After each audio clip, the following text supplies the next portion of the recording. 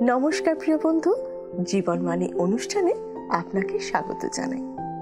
অন্যান্য দিনের মতো আজও আমরা মঙ্গলময় ঈশ্বরের জীবনদায়ী বাক্যের ধারাবাহিক আলোচনা নিয়ে উপস্থিত হয়েছি। আমার বিশ্বাস আপনি কৃতজ্ঞতার সাথে এই বাক্য গ্রহণ করে থাকেন এবং দিন প্রতিদিন ঈশ্বরের জ্ঞানে বৃদ্ধি পাচ্ছেন। আমরা খুব খুশি হই যখন আপনি আমাদেরকে আপনার এই আশীর্বাদ পাওয়ার বিষয় ফোনের মাধ্যমে জানান। আসুন শুনি ঈশ্বরের বাক্য আজ আমাদেরকে কি জানাতে চায়।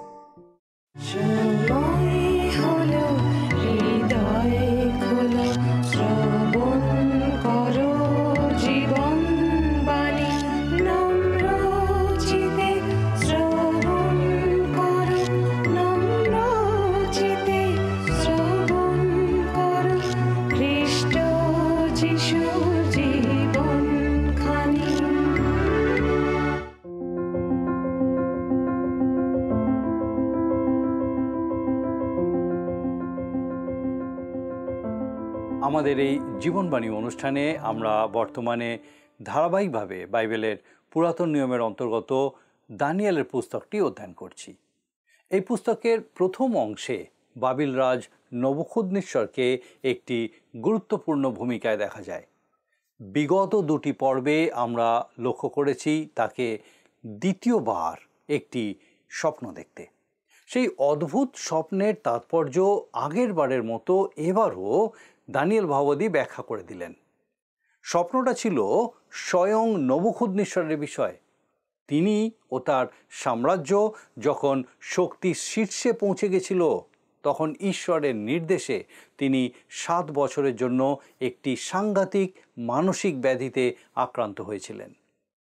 এই বিষয়টাই ঈশ্বর এক বিশাল বৃক্ষের স্বপ্নের মাধ্যমে তাকে জ্ঞাত করেছিলেন। আজকে আমরা নবুখুদনেসরের সেই মানসিক ব্যাধি সম্পর্কে আলোচনা করব। প্রথমে আমরা শাস্ত্রের সেই অংশটা পাঠ করব।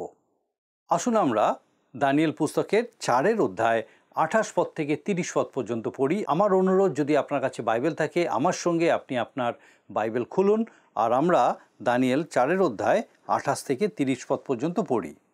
সে সমস্তই রাজা নবুখুদনেসরে ফলিল। 12 মাসের শেষে তিনি বাবিলের রাজপ্রাসাদের উপরে বেড়াইতেছিলেন। রাজা এই কথা কহিলেন, এ কি সেই মহতী বাবিল নয়, যাহা আমি আপন বলের প্রভাবে ও আপন প্রতাপের মহিমার্থে রাজধানী করিবার জন্য নির্মাণ করিয়াছি? নবুখুদনেসর দানিয়েলের সতর্কবাণী শুনলেন না, যদিও ঈশ্বর স্বপ্ন দেখার সঙ্গে সঙ্গে তার বিচার করলেন না। ঈশ্বরের অনুগ্রহের 1 বছর কেটে যাওয়ার পর নবুখুদনেসরের উপর বিচার নেমে এলো।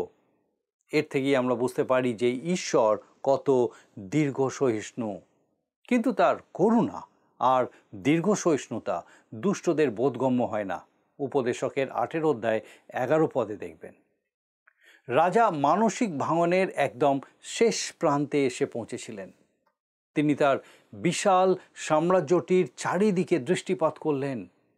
সেই সাম্রাজ্য যা ঈশ্বর তাকে দান করেছিলেন এবং যার কথা তিনি তাকে আগেই জানিয়ে দিয়েছিলেন।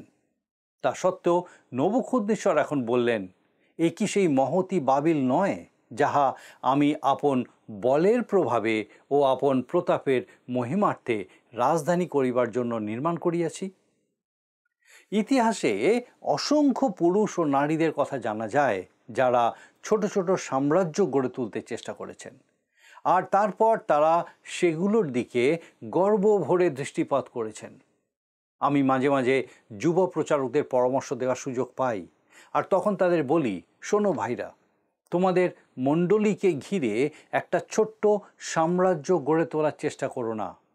আমি শুরুতেই সেই দৃষ্টিভঙ্গি নিয়ে গিয়েছিলাম, আর খোলাখুলি বলি, জীবনে আর কোনো সময় এতটা অস্থির বা অখুশি আমি হইনি যতটা তখন হয়েছিলাম। দানিয়েল পুস্তকের এই অংশটি একদিন আমার মনে গভীরভাবে দাগ কেটেছিল এবং আমি বুঝতে পেরেছিলাম যে আমি একটা সাম্রাজ্য গড়ে তোলার চেষ্টা করছি, আর সেটা এমন একটি কাজ ছিল না যা ঈশ্বর আমার জন্য নির্ধারণ করেছিলেন। আমার সেবা কার্য হচ্ছে মানুষের জীবন গড়ে তোলা, কোনো সাম্রাজ্য গড়ে তোলা নয়। আর তাই আমি যুব প্রচারকদের বলি, মানুষদের জীবন গড়ে তোলা শুরু করো, এবং আমি মনে করি প্রভু তোমার জন্য যা নির্ধারণ করে রেখেছেন সেটা অবশ্যই তোমাকে দেবেন। নবুখদ্নেশ্বর যখন এমন দম্ভের কথা বলছেন, তখন হঠাৎ করে কি ঘটনা ঘটলো আসুন আমরা সেটা এবারে পাঠ করি। আমরা 31 পদ থেকে পাঠ করি। রাজার মুখ হইতে এই বাক্য নির্গত হইতে না হইতে এই আকাশবাণী হইল, হে রাজন নবুখদ্নেশ্বর, তোমাকে বলা হইতেছে তোমার রাজত্ব তোমা হইতে গেল, আর তুমি মানব সমাজ হইতে দূরীকৃত হইবে। মাঠের পশুদের সহিত তোমার বসতি হইবে, বলদের ন্যায় তোমাকে তৃণ ভোজন করানো যাইবে, ও তোমার উপরে 7 কাল ঘুরিবে, যে পর্যন্ত না তুমি জানিবে যে মনুষ্যদের রাজ্যে পরাৎপর কর্তৃত্ব করেন, ও যাহাকে তাহা দিতে ইচ্ছা করেন তাহাকে তাহা দেন। সেই দণ্ডে নবুখদ্নেশ্বরের সম্বন্ধে সেই বাক্য সিদ্ধ হইল। তিনি মানব সমাজ হইতে দূরীকৃত হইলেন, বলদের ন্যায় তৃণভোজন করিতে লাগিলেন, তাহার শরীর আকাশের শিশিরে ভিজিল, ক্রমে তাহার কেশ ঈগল পক্ষীর পালকের ন্যায় ও তাহার নখ পক্ষীর নখরের ন্যায় হইয়া উঠিল। 31 থেকে 33 পদ। নবুখদ্নেশ্বর প্রাসাদ থেকে বেরিয়ে গেলেন আর বহু দূরে প্রকৃতির মাঝে বসবাস করতে লাগলেন। ঈশ্বর এই মানুষটির সঙ্গে ব্যক্তিগতভাবে মোকাবিলা করেছিলেন। যেই তিনি স্বাভাবিক জীবন এবং বিচার বুদ্ধির পথ থেকে প্রস্থান করলেন, ঠিক তখনই তার রাজ্য তার হাতছাড়া হলো। সেই সময় পাগলদেরকে চিকিৎসার জন্য কোনো প্রতিষ্ঠানে পাঠানো হতো না, কিন্তু তাদের সমাজ থেকে তাড়িয়ে দেওয়া হতো। সাধারণত এমন পরিস্থিতিতে নবুখদ্নেশ্বরের পক্ষে সিংহাসন ফিরে পাওয়া কখনোই সম্ভব হতো না। তবু ঈশ্বর প্রতিশ্রুতি দিয়েছিলেন যে তিনি শিক্ষা লাভ করার পর তাকে আবার ফিরিয়ে আনবেন। ইতিহাস নবুখদ্নেশ্বরের জীবনের এই ঘটনাটিকে সমর্থন করে। ডক্টর ফিলিপ আর নিউয়েলের কাছে এ বিষয়ে অ্যালবার্ট বার্নসের একটি মন্তব্য রয়েছে। তিনি বলেছেন, ইহুদি ইতিহাসবিদ জোসেফাস বাবিলীয় ঐতিহাসিক বেরোসুসের লেখায় একটি স্পষ্ট উল্লেখের কথা জানান, যেখানে নবুখদ্নেশ্বরের মৃত্যুর আগে ভোগা তার এক অদ্ভুত ব্যাধির কথা বলা হয়েছে। দানিয়েলের পুস্তক 4 অধ্যায় এর পরের অংশে আমরা বৃক্ষের বিষয় স্বপ্নকে পূর্ণ হতে এবং নবুখদ্নেশ্বরকে তার বোধবুদ্ধি ফিরে পেতে লক্ষ্য করি। আসুন আমরা 34 পদ পাঠ করি। লেখা আছে, আর সেই সময় শেষে আমি নবুখদ্নেশ্বর স্বর্গের দিকে চক্ষু তুলিলাম, ও আমার বুদ্ধি আমাতে ফিরিয়া আসিল, তাহাতে আমি পরৎপরের ধন্যবাদ করিলাম এবং অনন্তজীবী ঈশ্বরের প্রশংসা ও সমাদর করিলাম, কারণ তাহার কর্তৃত্ব অনন্তকালীন কর্তৃত্ব ও তাহার রাজ্য পুরুষানুক্রমে স্থায়ী। তার বোধশক্তি তার কাছে ফিরে আসলো এবং তিনি এই অধ্যায়ের শুরুতে দেওয়া সাক্ষ্যের সঙ্গে সংক্ষিপ্তভাবে আরও কিছু কথা যোগ করলেন। আসুন আমরা আরও একটা পদ পাঠ করি, 35 পদ। আর পৃথিবী নিবাসীগণ সকলে অবস্তুবৎ গণ্য, তিনি স্বর্গীয় বাহিনীর ও পৃথিবী নিবাসীদের মধ্যে আপন ইচ্ছানুসারে কার্য করেন, এবং এমন কেহ নাই যে তাহার হস্ত থামাইয়া দিবে কিংবা তাহাকে বলিবে তুমি কি করিতেছ। নবুখদ্নেশ্বর এখন জেনেছেন যে ঈশ্বরই সমস্ত কিছু পরিচালনা করছেন। এই বিশ্ব ব্রহ্মাণ্ডের নিয়ন্ত্রণ তার হাতেই আছে। নবুখদ্নেশ্বর তার জীবনের এই ঘটনাটিকে ঈশ্বরের ইচ্ছারূপে গ্রহণ করেছিলেন এবং তিনি তার অহংকারী মনকে ঈশ্বরের ইচ্ছার কাছে সমর্পণ করেছিলেন। এই একই কাজ আজ অনেক বিশ্বাসীদেরই করার প্রয়োজন আছে। এইভাবে নবুখদ্নেশ্বর এই অসাধারণ ঘটনা বিষয় বলা শেষ করলেন। আসুন আমরা 36 পদ থেকে পড়ি। সেই সময় আমার বুদ্ধি আমাতে ফিরিয়ে আসিল এবং আমার রাজ্যের গৌরবার্থে আমার প্রতাপ ও তেজ আমাতে ফিরিয়ে আসিল, আর আমার মন্ত্রীগণ ও আমার মহল্লোক সকল আমার অন্বেষণ করিল, এবং আমি আপন রাজ্যে পুনঃস্থাপিত হইলাম ও আমার মহিমা অতিশয় বৃদ্ধি পাইল।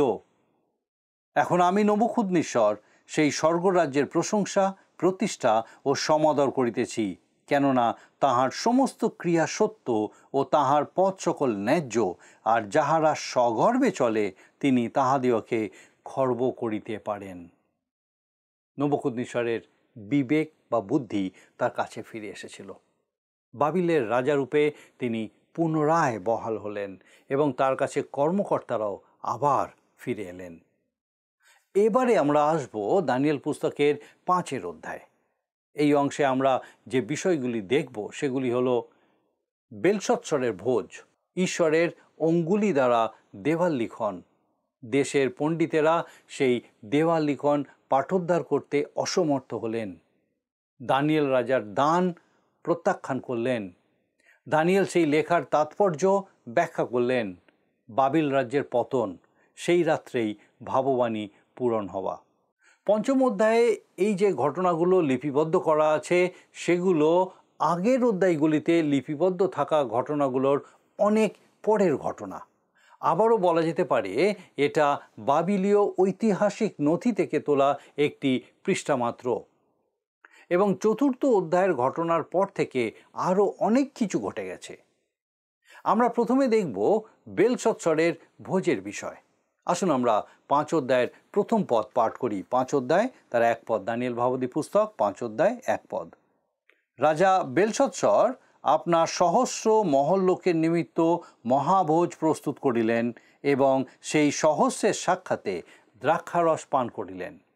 কিন্তু এই বেলশৎসর কে ছিলেন এবং তিনি সিংহাসনই বা লাভ করলেন কিভাবে?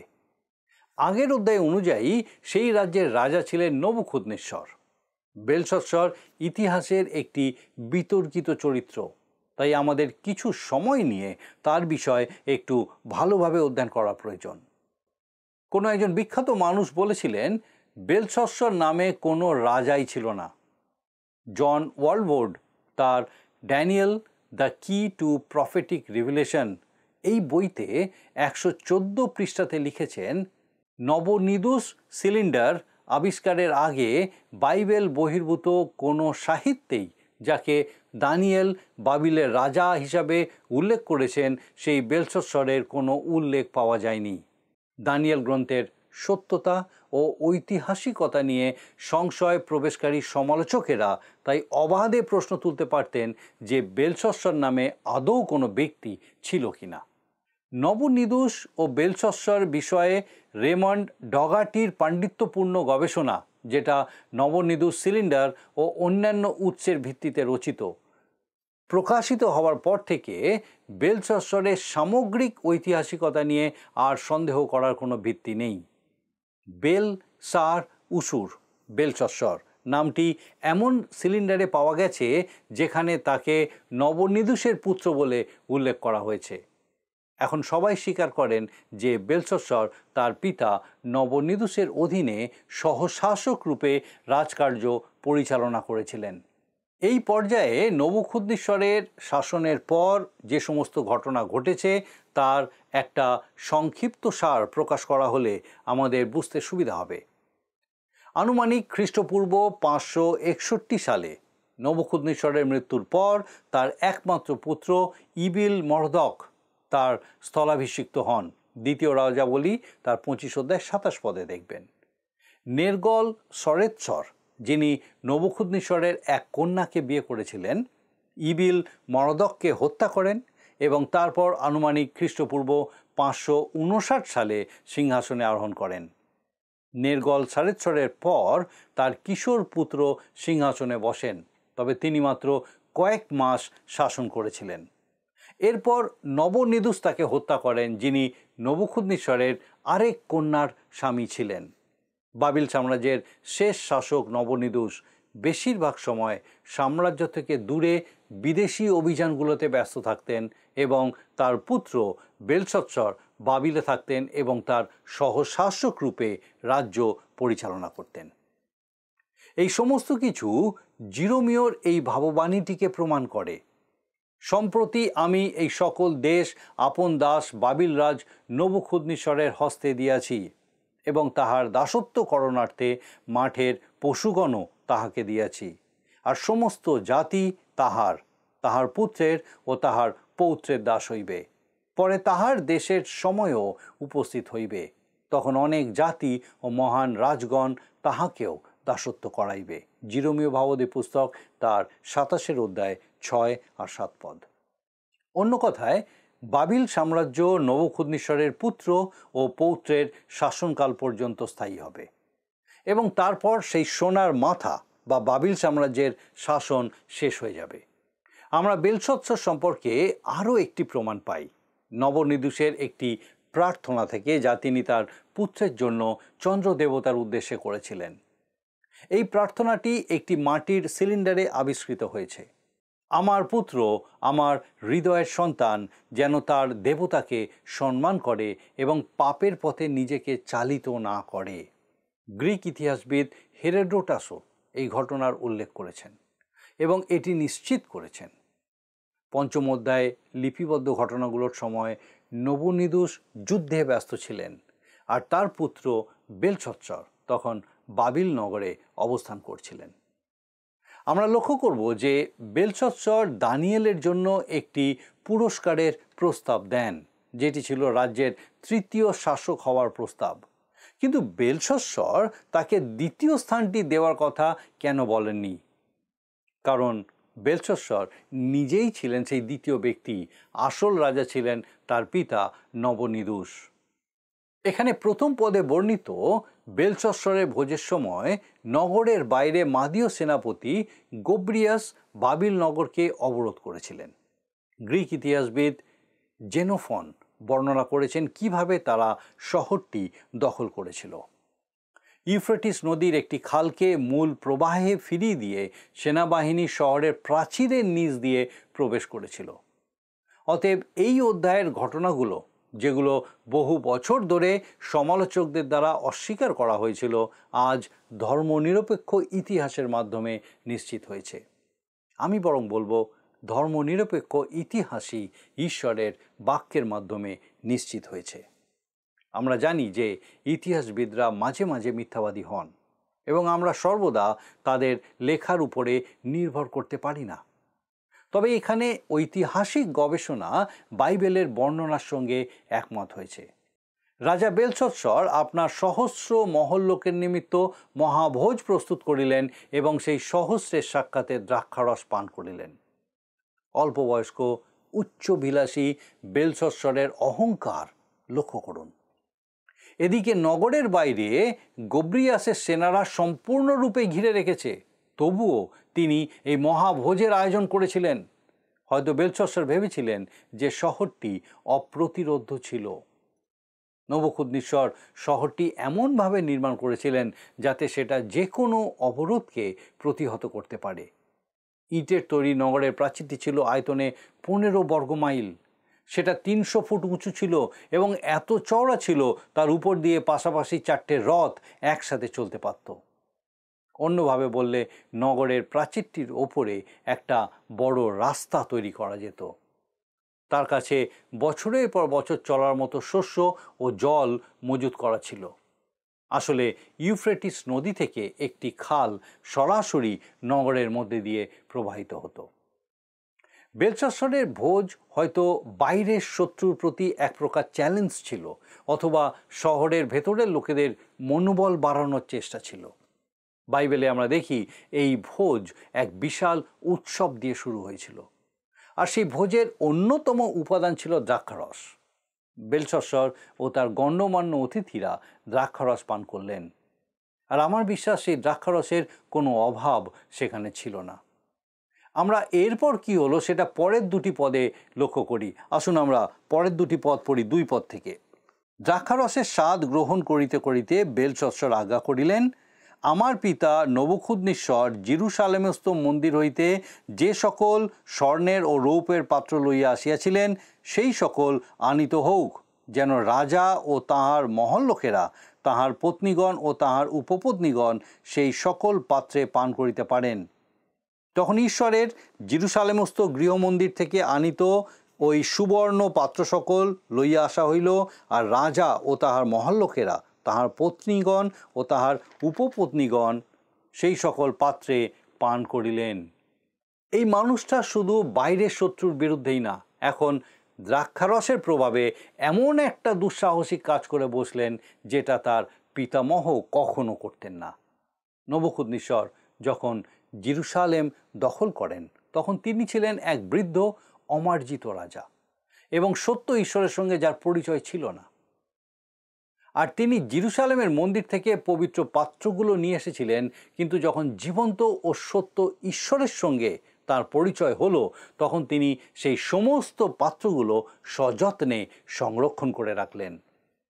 বেলশস্সর যখন রাজপ্রাসাদে বড় হচ্ছিলেন সম্ভবত তার কাছে ওই পাত্রগুলো ছিল নিষিদ্ধ বস্তু, ওগুলোকে ছুঁতে বা ব্যবহার করতে তার মানা ছিল। এখন সেই পাত্রগুলো বের করে এনে তিনি সেগুলোতেই অতিথিদের জন্য দ্রাক্ষারস পরিবেশন করতে চাইলেন। তখন পাত্রগুলো আর পবিত্র ছিল না। পবিত্র কথার অর্থ হলো ঈশ্বরের ব্যবহারের জন্য পৃথক করে রাখা বস্তু। তবে বেলশস্সর এই কাজের মাধ্যমে সরাসরি ঈশ্বরের অবমাননা করেছিলেন এবং আজকের দিনেও মানুষ তাদের কাজের মাধ্যমে ঈশ্বরের অবমাননা করে চলেছে। আমরা হয়তো অনেক সময় বুঝতে পারি না কেন ঈশ্বর এই ধরনের মানুষদের মোকাবিলা করেন না। আমাদের মনে রাখতে হবে যে ঈশ্বরের কাছে সময়ের অভাব নেই। যেমনভাবে তিনি বেলশস্সরের এই পরিস্থিতির মোকাবিলা করেছিলেন একইভাবে তিনি সবার ক্ষেত্রেই করে থাকেন। বেলশস্সর জানতেন যে তার পিতামহ ঈশ্বরকে জানার পর তার প্রশংসা এবং সম্মান করেছিলেন, তবু তিনি ইচ্ছাকৃতভাবে ঈশ্বরের বিরোধিতা এবং অবমাননা করেছিলেন। 22 পদে লক্ষ্য করবেন, হিতোপদেশ 29 অধ্যায় 1 পদ বলে, যে পুনঃ পুনঃ অনুযুক্ত হইয়াও ঘাড় শক্ত করে সে হঠাৎ ভাঙিয়া পড়িবে, তাহার প্রতিকার হইবে না। ভোজে আমন্ত্রিত সকলেই সেই সময় সাংঘাতিকভাবে মত্ত হয়ে পড়েছিল। সেই ভোজসভা সম্পূর্ণভাবে নষ্টামি ও অশ্লীলতায় পরিণত হয়েছিল। যদিও বাইবেলে বিস্তারিতভাবে সেখানে যে সমস্ত বিষয় ঘটেছিল সেগুলো লিপিবদ্ধ করা হয়নি। তাদের বিষয় যতটুকু লেখা আছে সেটা এবারে আমরা পাঠ করি। আসুন আমরা 4 পদটা পাঠ করি। তাহারা দ্রাক্ষারস পান করিতে করিতে সুবর্ণময়, রৌপ্যময়, পিত্তলময়, লৌহময়, কাষ্ঠময় ও প্রস্তরময় দেবগণের প্রশংসা করিতে লাগিলেন। তারা তাদের সমস্ত দেবতাদের প্রশংসা করে দ্রাক্ষারস পান করল। বাবিল রাজ্যে যত দেবদেবী ছিল তাদের প্রশংসা করতে এক রাতের বেশি সময় লাগার কথা। সেই দেবতাদের আরাধনা করার আছিলায় তারা নিজেদের পাপকে ঢাকার চেষ্টা করল, ধর্মের নামে তারা ধর্ম নিন্দা করতে লাগলো। আসুন আমরা আজকের পর্বে কি কি বিষয় বিশেষভাবে দেখলাম আরেকবার সংক্ষিপ্ত রূপে সেগুলো দেখে নিই। আমরা নিশ্চয়ই লক্ষ্য করেছি যে আজকে আমরা দুটো ঘটনার বিষয়ে অধ্যয়ন করেছি। প্রথমত, ঈশ্বর নবুখদ্নেসরকে স্বপ্নের মাধ্যমে যা অবগত করেছিলেন সেটা 1 বছর পরে তার জীবনে ফলে গেল। আর দ্বিতীয়ত, তিনি জীবন্ত ও সত্য ঈশ্বরকে জেনেও নিজের বিষয়ে অহংকারে পরিপূর্ণ ছিলেন, আর সেই কারণে ঈশ্বর তাকে 7 বছর ব্যাপী উন্মাদনার এক চরম অবস্থায় রেখে দিলেন। আমরা আরও দেখেছি 7 বছর পর নবুখদ্নেসর তার বোধশক্তি ফিরে পেলেন এবং আজীবন ঈশ্বরের আরাধনা করে গেলেন। পরবর্তী ঘটনাটি বহুদিন পরের। সেই সময় নবুখদ্নেসরের পৌত্র বেলশস্সর বাবিল নগরের উপরে কর্তৃত্ব করছিলেন। তিনি একটা বিশাল ভোজের আয়োজন করেন। সেই ভোজসভায় তিনি একটি মন্দ কাজ করেছিলেন। জেরুসালেম মন্দিরের যে সমস্ত পাত্র সংরক্ষিত ছিল সেগুলি আনিয়ে তাতে অতিথিদের জন্য দ্রাক্ষারস পরিবেশন করেছিলেন। আগামী পর্বে আমরা দেখব বেলশস্সরের এই গর্হিত কাজের পরিণতি কি হয়েছিল। ঈশ্বরকে সরাসরি অবমাননা করার পরিণতি কি হয়। আমরা এই বিষয় আমাদের আগামী দিনে দেখব, যেন আমাদের জীবনে এই বিষয়টা আমরা বুঝতে পারি, উপলব্ধি করতে পারি এবং সেই মতো চলতে পারি। আসুন এখন প্রার্থনায় যাব, আর আমি চাইব আপনি আমার সঙ্গে যোগ দিন। আসুন প্রার্থনা করি। করুণাময় স্বর্গীয় পিতা, তোমার ধন্যবাদ স্তুতি করি প্রভু এই সুন্দর সময়ের জন্য। ধন্যবাদ দিই যে আরেকবার তোমার জীবন্ত বাক্য দ্বারা তুমি আমাদেরকে সচেতন করলে। ধন্যবাদ দিয়ে আমাদের প্রত্যেক দর্শক বন্ধুকে বিশেষভাবে তুমি তোমার জীবন্ত বাক্য দ্বারা আরেকবার উৎসাহিত উজ্জীবিত হতে সাহায্য করলে, এই বিষয়ে সচেতন হতে দিলে যে প্রভু কিভাবে তোমাতে স্থির থাকা দরকার, কিভাবে পিতাগো তোমার অবমাননা থেকে নিজেদেরকে দূরে রাখা দরকার। স্বর্গীয় পিতা, আমাদের প্রত্যেক দর্শক বন্ধু, তাদের পরিবার পরিজন প্রত্যেককে তোমার পবিত্র আত্মার পরাক্রমে সুরক্ষিত রাখো, সমস্ত মন্দতা থেকে রক্ষা করো, তোমাতে সুস্থির রাখো, তোমাতে বেড়ে উঠতে সাহায্য করো। বিশেষ করে পিতা, তোমার অনুগ্রহকারী হাতের নিচে প্রত্যেককে সুস্থ সবল শরীরে তোমার গৌরব করতে সাহায্য করো। তোমার যিশু নামে ভিক্ষা দয়া করে শ্রবণ ও গ্রহণ করো। আমেন।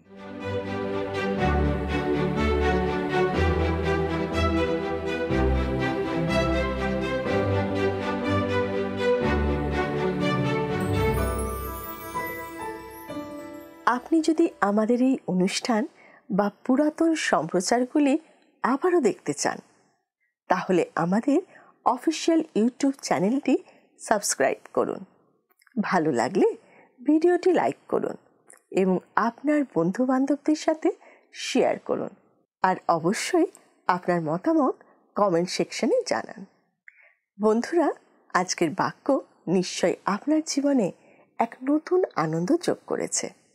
ভোরের আলো ফোটার সাথে সাথে যেমন পাখিরা আনন্দে কলতান শুরু করে, আমার মনে হয় ঈশ্বরের বাক্য শ্রবণ করলে আমাদেরও প্রাণ আনন্দে মেতে ওঠে। আপনার আনন্দের কথা আপনি আমাদেরকে জানাতে পারেন টিভি স্ক্রিনে দেওয়া নাম্বারে। আমরাও আপনার সাথে প্রভুতে আনন্দ করব। এখন শুনে নিই আজকের দিনের প্রশ্ন। প্রিয় বন্ধু, আসুন আমরা আজকের প্রশ্ন উত্তরে আসি। গতকালের প্রশ্নের উত্তর অপশন এ 7। আজকের প্রশ্ন, নবুখদ্নেছরকে ঈশ্বর স্বপ্নের মাধ্যমে তার জীবনের যে ঘটনার বিষয় অবগত করেছিলেন সেটা কতদিন পরে ফলেছিল? অপশন এ 7 দিন, বি 40 দিন, সি 12 মাস, ডি 12 বছর। বন্ধু, এই প্রশ্নের উত্তর আগামীকাল সন্ধ্যে 6টার মধ্যে option A, B, C, D সহকারে আপনার নাম ও সম্পূর্ণ ঠিকানা সহ 9433497235 এই নম্বরে SMS বা হোয়াটসঅ্যাপে পাঠাবেন।